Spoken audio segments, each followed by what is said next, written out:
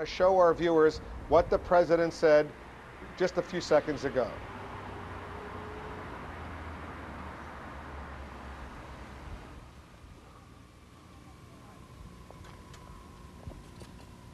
I am pleased with the progress that we're making in the early stages of the war to rid Iraq of its weapons of mass destruction and to free the Iraqi people from the clutches of a brutal dictatorship. Today in our church service, Laura and I prayed for the coalition forces, those in the coalition forces who lost their lives. We pray for their families. We ask God's comfort for those who mourn today. And we thank all the coalition forces for their bravery and courage in Operation Iraqi Freedom. It is evident that it's going to take a while to achieve our objective, but we're on course, we're determined, and we're making good progress. I'll answer a few questions. Scott. One at a time, please. One at a time, please. Scott. Thank you. I've been briefed. I'm constantly briefed by the Pentagon and through the National Security Office. I don't know all the details yet.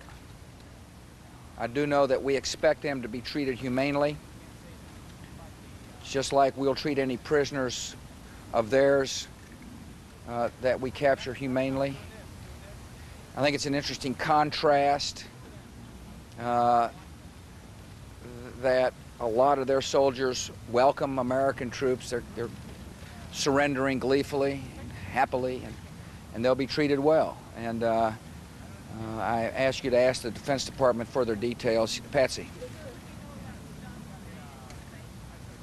I know that Saddam Hussein is losing control of his country, that we're slowly but surely achieving our objective. It's important for the American people to realize that this war has just begun, that it may seem like a long time because of all the action on TV, but in terms of the overall strategy, we're just in the beginning phases, and that we're executing a plan which will make it easier to achieve objective and at the same time spare innocent life. And I'm most proud of our troops and coalition troops for showing their bravery and skill. Larry.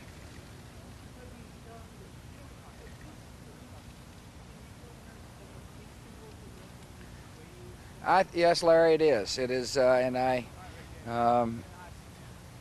the air campaign is achieving its objective, and the ground campaign is also achieving objectives. We're slowly but surely taking control of that country so that we can free the people of Iraq and eventually clear that country of weapons of mass destruction. We've made good progress. One of the big concerns early on was the southern oil fields.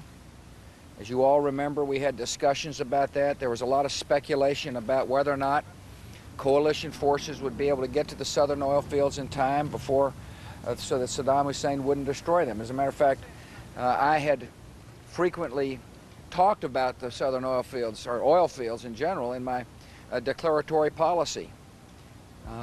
Tommy Franks put a plan in place that moved on those oil fields quickly, and at least in the south, they are secure. And that is positive news for all of us.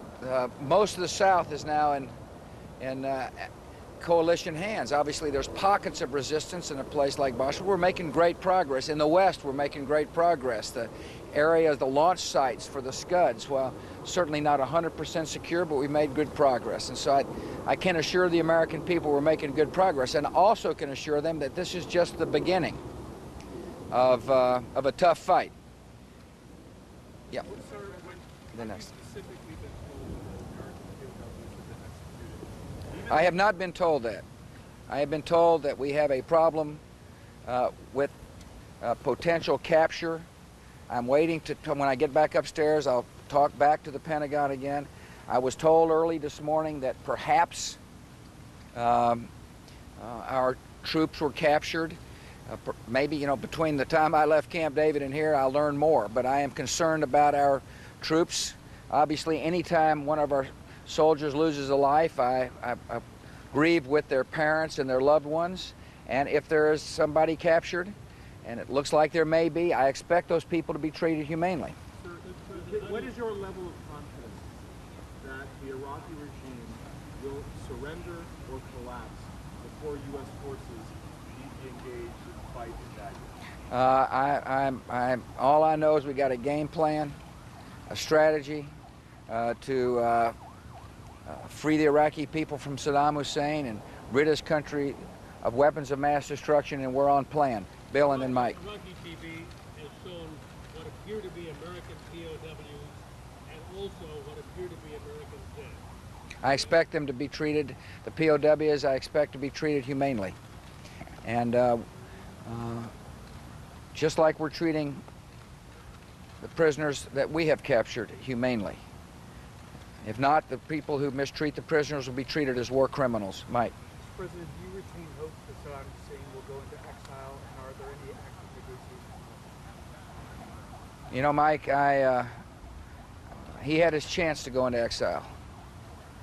I gave him a 48-hour ultimatum to leave the country so that we could disarm Iraq peacefully. He chose not to go into exile. Mr. President, how concerned are you about the situation in the north and Turkey's statement that they will send troops in there and that Americans might get caught in some kind of crossfire on them? We have got more troops up north, and we're making it very clear to the Turks that we expect them not to come into northern Iraq. We're in constant touch with the Turkish military as well as Turkish politicians. They know our policy, and it's a firm policy. And we've made it very clear to them we expect them not to go into northern Iraq, as well as, and they know we're working with the Kurds to make sure there's not an incident that would cause there to be an excuse to go into northern Iraq.